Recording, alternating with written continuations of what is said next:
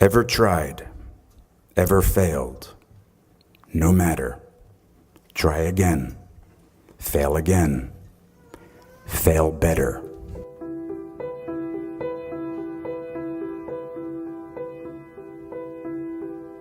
I had so many dreams of where I wanted to go, who I wanted to be, and what I wanted to do.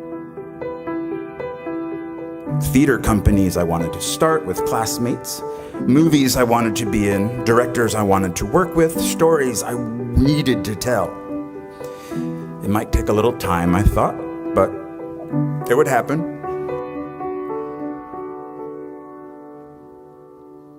What I didn't have was cash, a bank account, a credit card, or an apartment. I just had debt. A big, hungry, growing larger every moment debt. I packed the life that I knew with socks and a toothbrush into my backpack, and I slept on couch after couch after couch after couch at friends' apartments in New York until I wore out their rent-paying roommates' welcome.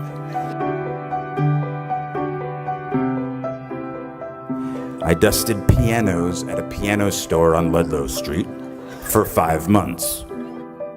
I worked on the property of a Shakespeare scholar for a year, pulling weeds and removing bees' nests. I went on unemployment once, but not for long. I couldn't handle the guilt. Eventually, I was able to pay rent for a spot on the floor of an apartment on the Lower East Side, but my roommate had a breakdown and disappeared.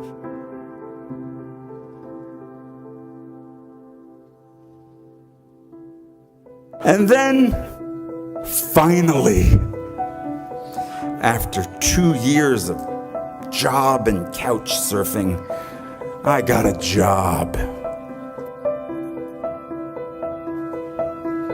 in application processing as a data enterer at a place called Professional Examination Services. And I stayed for 6 years. 6 years. From the age of 23 to 29. Well, they loved me there. I was funny. I wore black, no cape, no tights. I smoked in the loading docks with the guys from the mailroom, and we shared how hungover we all were. I called in sick almost every Friday because I was out late the night before. I hated that job, and I clung to that job.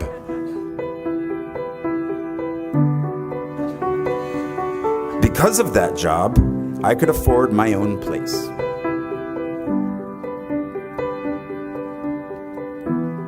My dream of running a theater company with my friend and fellow Bennington graduate Ian Bell had died.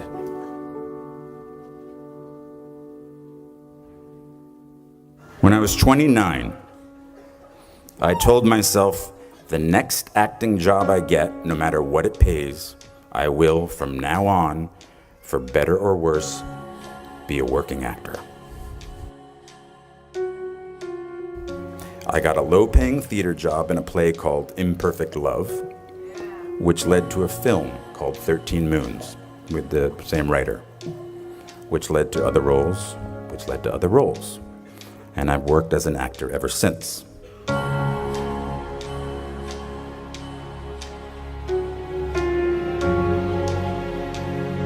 I didn't know that would happen. At 29, walking away from data processing, I was terrified. 10 years in a place without heat, 6 years at a job I felt stuck in.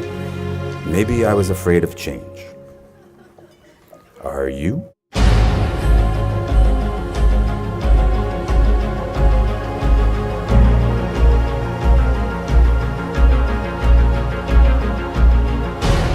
And so at 29, in a very long last, I was in the company of the actors and writers and directors I'd sought out that first year, that first day after school. I am by their sides. Raise the rest of your life to meet you.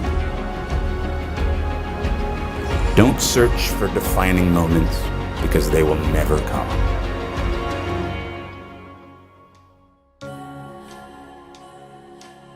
The moments that define you have already happened, and they will already happen again.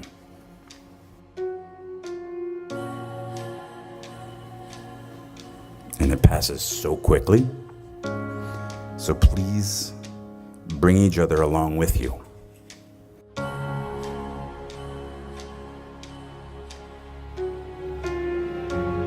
You just get a bit derailed. But soon something starts to happen. Trust me. A rhythm sets in.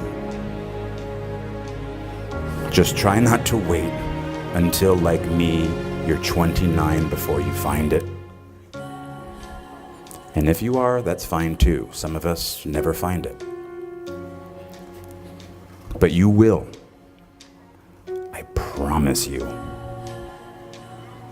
You are already here.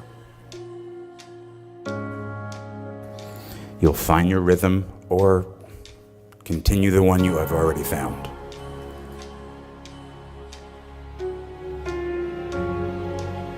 Don't wait until they tell you you are ready. Get in there. Sing.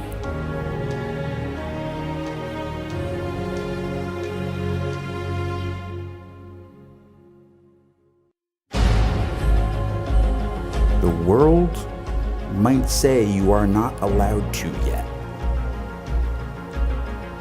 I waited a long time out in the world before I gave myself permission to fail.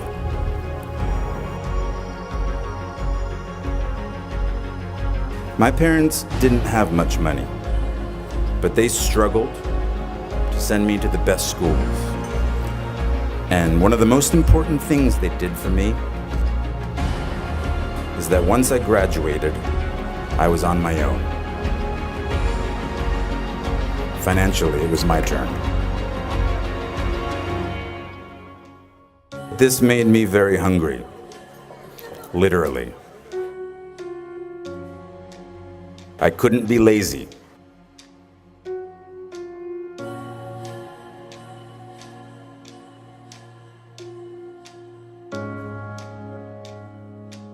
At the end of the day, none of us are happy with our jobs all the time. But I just sort of, I had some perseverance in terms of what I wanted to do and what I didn't want to do. And I think no is a very powerful word in our business that is very hard to use early on in your career. But I also think I was pretty arrogant when I was younger. So I use that word maybe too much, but it also helped me with finding roles that I did like.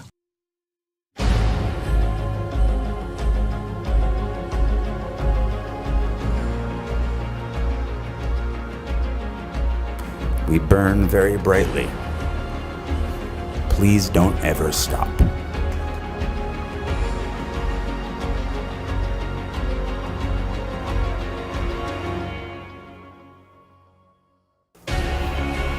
Please don't even bother asking. Don't bother telling the world you are ready. Show it. Do it.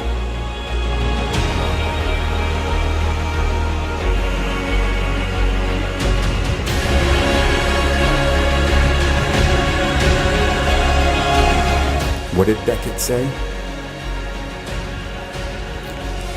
Ever tried, ever failed, no matter. Try again, fail again, fail better. The world is yours. Treat everyone kindly and light up the night.